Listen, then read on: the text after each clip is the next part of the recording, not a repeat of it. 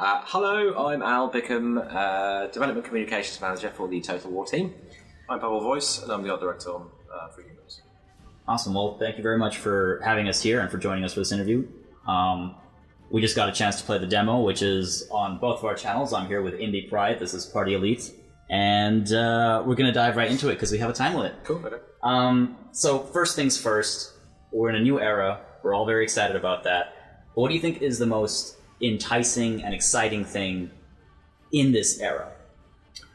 For me, it's the characters, and actually this is one of the major influences of the game because we're dealing with the Three Kingdoms period and taking so much inspiration from the Romance of the Three Kingdoms, the 14th century historical epic, which turned history into a thing of legend, which is still relevant today.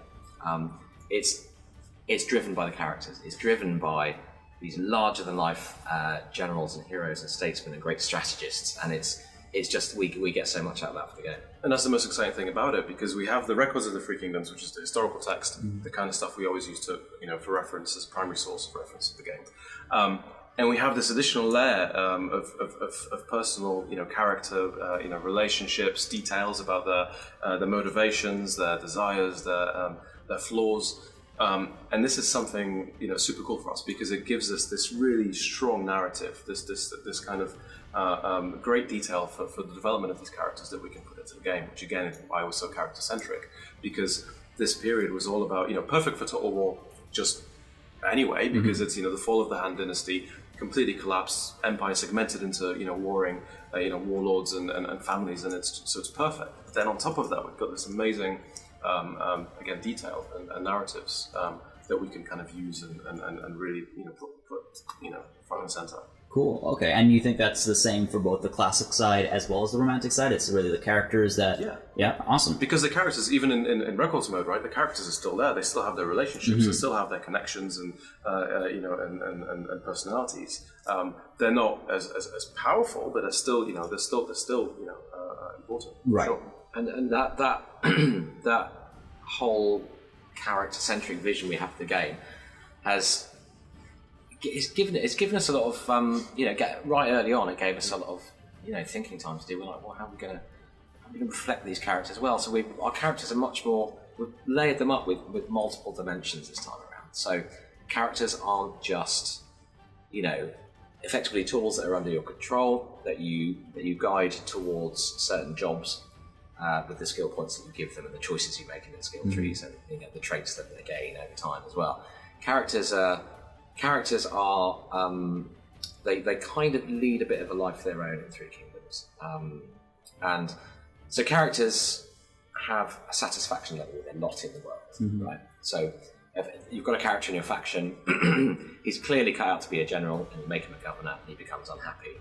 That means his loyalty towards you can drop, and he may choose to leave. But because characters have all these other facets as well, they can build relationships with other characters. With close association, that guy who wants to be a general, who you've made a governor, is actually really, really good friends with another governor in your faction. They've spent time together and they've built this strong bond of friendship. So when he leaves your faction, blood may be thicker than water here because they've got this bond of brotherhood. He may choose, the other governor in your faction may choose to leave as well. And if they leave your faction, they can go and sign up with another faction. And that's we've never had that before. We've never had characters with making independent decisions about where they want to go in life. And actually, they might sign up with your enemy. Your enemy may go, well, I'll hire you. I'll make you the general that you were destined to be. Right. So and then suddenly you're like, oh my god, I'm losing some of my really good characters here through my own inability to keep an eye on their wants and needs, right? Because they have their own personalities, and those personalities won't be immediately apparent to you when you recruit a new character into your faction. You get a new noble in your corps. You've got to find out what his motivations are, and you'll learn those over time. You'll learn about the stuff that he likes, you'll learn about the stuff that he dislikes. Does he like being at war all the time? Look out for who's angry. If you're conducting 3 wars at the same time with 3 different factions, and it's just hell for leather, and all your resources are going into your armies, then the more diplomatic characters will start becoming unhappy with that. So you'll have a number of things you can do to try and make them happy. But ultimately, it's their personalities that are driving those decisions. Because these characters, right, there was a belief at the time that you couldn't change your fate, right? Heaven predetermined your fate. That heaven decided what your lot in life was, and that was it, right? So these characters, their personalities are predetermined, because also they're so known to anyone that's read the book. So they have their personalities, they have their predetermined kind of traits that you discover, like I'll say, and you're not going to have a situation where you stick Tautau in a settlement and just leave him there for a bunch of turns and he develops a lazy trait. That's not going to happen. Right. He's just going to get angry that he's not doing something. He's going to be dissatisfied or whatever. But it's not going to affect who he is, because who he is cannot change, because that is him. And that is that is something very new for us as well as the fact that. Like I'll suggest that the characters move around. It's one country. It's not different nations fighting against each other. It's one nation, and characters move around from one faction to another, which is entirely new. And there's still levels of modification you can do to characters. Of course, they'll level up. You'll be able to push their abilities in certain directions. You'll be able to give them ancillaries, weapons, mounts, that sort of stuff. And we've got some pretty epic ones in there as well. So is it the Swen family gets like the original copy of the Art of War? And stuff like that. Lots of so amazing. And it's and some of these will have very, very interesting effects. So a certain very strategic ancillary, for example, might grant some of the abilities of a strategist to a character that doesn't naturally have those abilities, because we have these 5 different character classes in the game. We have our vanguards, our sentinels, champions, strategists, and sentinels. I lost my way. Sentinels. Yes. Okay, we'll cut. Commanders. That was the 5th one. Commanders. Sorry. Commanders. Yeah. I was already thinking about something really cool to say. So strategists, right, on the battlefield, if you don't have a strategist in your army, you won't have access to certain formations, right? So you field the strategist, and then suddenly your spearmen will get hollow square, hollow circle. These are granted by his experience and his knowledge, and he's saying, here's what you do, guys. You get in a square and you're protected from all sides, and maybe I'll stand in the middle and be protected from all sides as well. And so one of the unique kind of passive abilities of the strategist is to grant formations. An ancillary item might be something that can do that. So you'll see there's still stuff you can do to sort of modify characters. Can't modify their personality, their motivations and their drives. And the characters as well, they're so important because, for example, a strategist brings with him range units, archers, artillery. Without a strategist, you can't field those units. So if you find yourself as a faction not having strategists, you will try and seek a man of talent, seek a hermit in a hut somewhere that you might have heard about, to try to get that utility, in your force. And it again reinforces that fact that this idea of seeking out legendary, individuals to help you in your effort, right?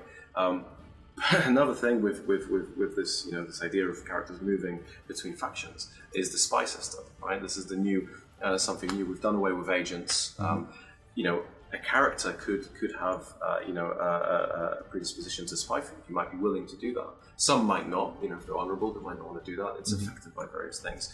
And you can send this character out into the world, just as if he's displeased and he's left you, or you've just fired him, and he could join an enemy faction. And straight away, you get vision of whoever he is. If he's appointed as a general, you'll see him walking around as the head of that army, doing whatever his faction leader bids him to do. He could be a governor, court noble, various positions, and all of these determine the kind of actions they can perform. And over time, they build up their spy network, they build up their cover, and this will determine, with the covers, reduces the chance of them being caught, because these are men of talent. They will perform that action. The trick is whether they get caught or not. And the network that they develop, over time, gives them the more and more advanced kind of actions that they can do. And taken to extremes, if you've got a quality general in your army, he's actually up for a bit of espionage. So as far as the rest of the world is concerned, you fired him, or perhaps says he's left of his own accord. One of your enemy factions hires him, places him in that position, and you can sit there for 20 years of in-game time and not do anything. Just let him build up his cover, right, and let him become a notable character in that faction. And then play the long game. Yeah, long yeah, con. Exactly. Play the long game, and then it may get to a point where he's in such good graces with the faction leader that the faction leader appoints him as his heir, and then suddenly you've got a guy who's ostensibly under your control, right? Ostensibly, or you will have control of him if you decide to play that card. Exactly. Yeah, you could. At any point, you could. You play that. You play that part card. of your faction? Well, what you can do is he becomes the heir and say something should happen to the faction leader. He could become the faction leader. Yeah. At that point, you play the big card. You play Trigger Civil War. Yeah. You split that faction into loyalists. Will probably go on one side. He'll have built some relationships of his own in that faction. He'll have some friends who'll probably join it, and then you've divided that faction, and a load of it's become yours, and a load of it's the enemies, and then suddenly, well, you know. Why go to war when so much can be done by So like subterfuge is actually a big part of the campaign. And on a smaller scale, still epic, but you could potentially have your spy be appointed a governor of a province, right? And you could take that province over to you, right? At which point it'll be completely revealed, but you own the province, so big deal. But say you do any of these things, right? And the faction discovers and captures the spy, right? They can execute him. They could release him. That happened, right? They could say, you're a spy, but you've done great things for me. I'm just going to let you go. That's the honourable thing to do. Or they could be like, I will release you if you spy for me, right? So they send them back to you. The enemy sends the spy back to you as if he's released, but actually he's now spying for the enemy, right? Double agent. It's like Cold War era in Three Kingdoms. Oh man, that sounds like a great. But it was totally part of again, a lot of the kind of narratives that we get from the book. All of these things happen in one way or another. So it's just great material for us to be able to do these things. So are we going to see? I mean, it's really clear to see how important characters are with how long that answer was, I think. Something I'm curious about, since that first trailer, I think, there was that Braveheart-style battlefield betrayal that happens. Is that a thing? Can you be in the middle of a battle and one of your commanders goes, nope, I'm joining the enemy? Is that... It's not something that happens in battle. Yeah. Is it? Okay. It's not something that happens in the battle, but it can happen post, right? Because these things, again, these relationships have these negative potentially impacts. If you're fighting, a brother against a brother for some reason, that's going to cause friction. And back in the campaign game, there's going to be ramifications, right? There's going to be But think about all of these features, right? All of the Spies and Fig multiplayer campaign. When you're playing, with your friend, right? Yeah. All of this is can happen, right? Think of the paranoia. I'm always paranoid against the AI to begin with, anyway. Yeah. Now you said friend. Is that friend or friends?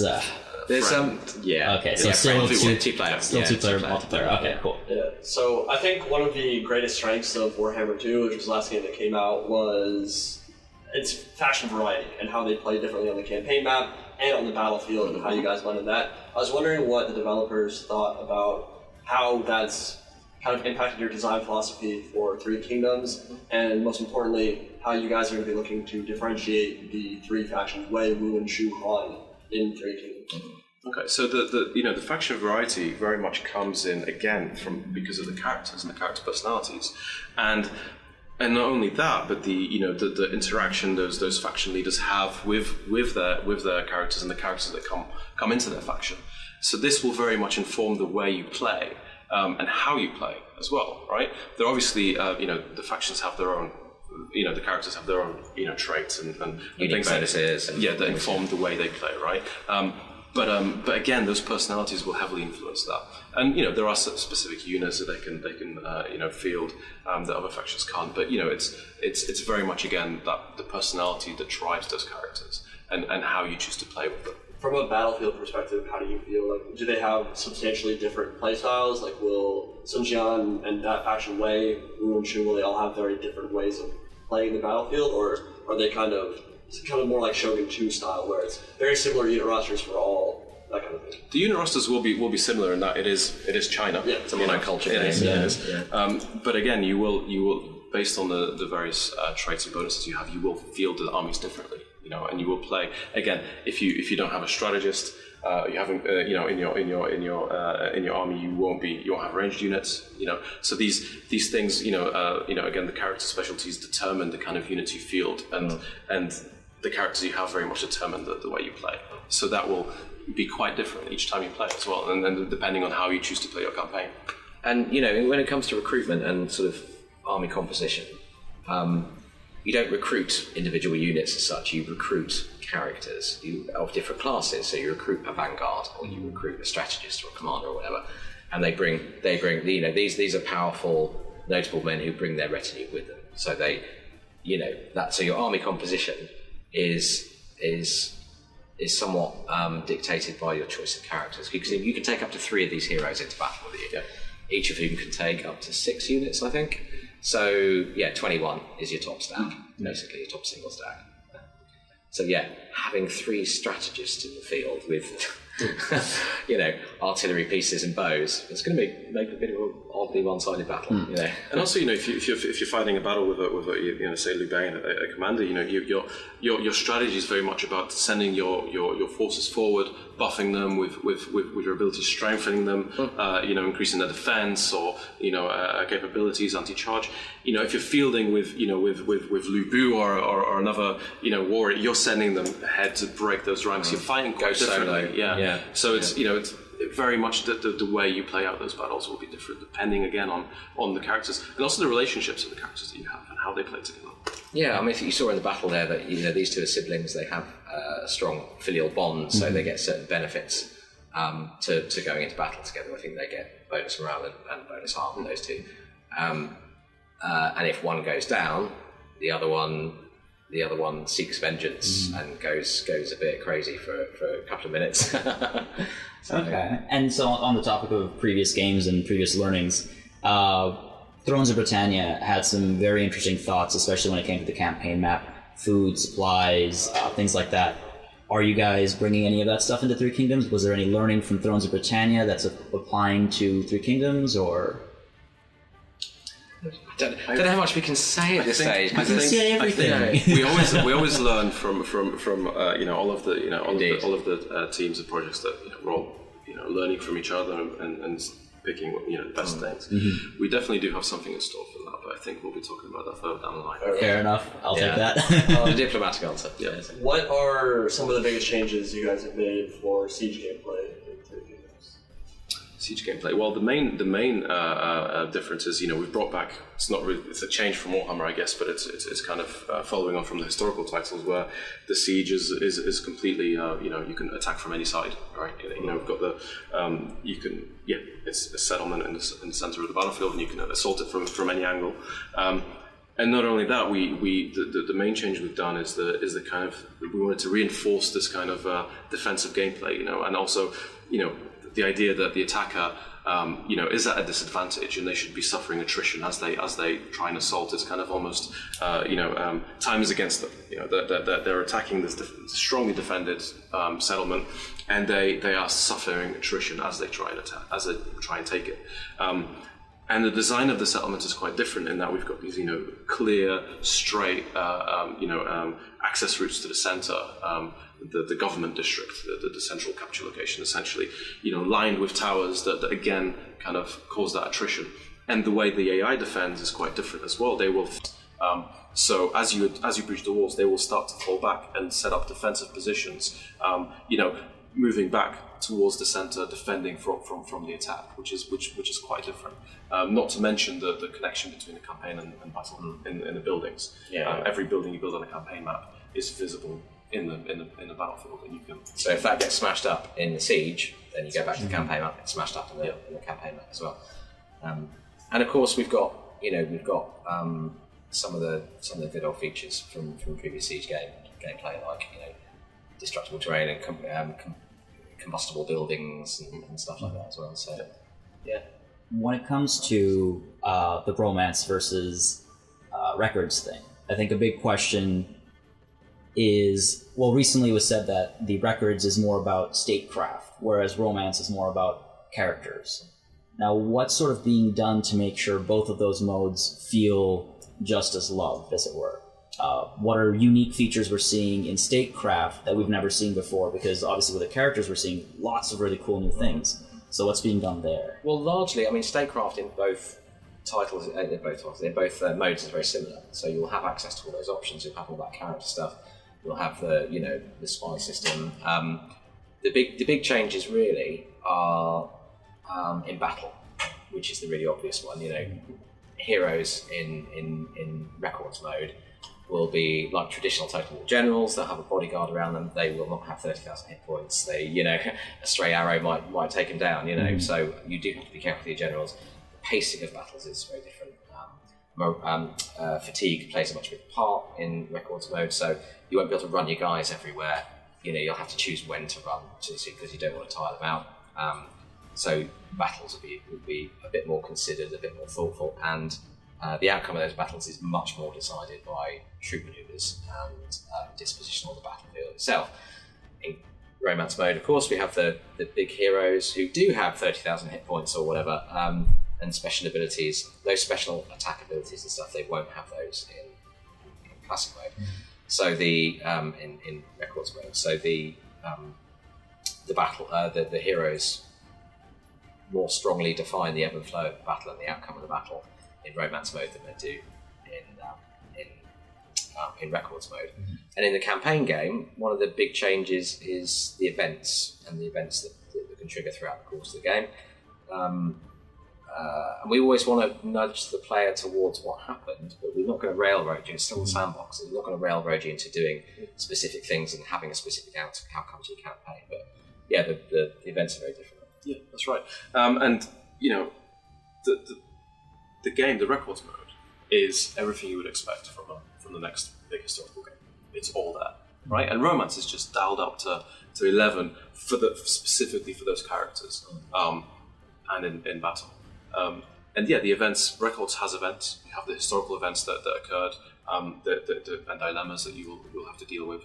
And in romance mode, you have the romantic events, all of the main key romanticized events that we know of. That you can, if you're familiar with the story, you know exactly what they are when they occur, and you can choose to follow them because you know what the outcome, you suspect what the outcome is going to be, or you can just choose to ignore them and make it a complete sandbox and make your own story essentially. So when you talk about events like that, are you talking about stuff like Red Cliffs and Battle of Shopee, like those kind of historical sieges? Will there be quest battles like that? Yeah, maybe. Okay. Okay, I think that's all we have time for today. I will grill you guys more in the near future. I'm sure Indie Pride will as well. Thank you very much for your time again and for all the answers. Cheers. Cheers. Appreciate it.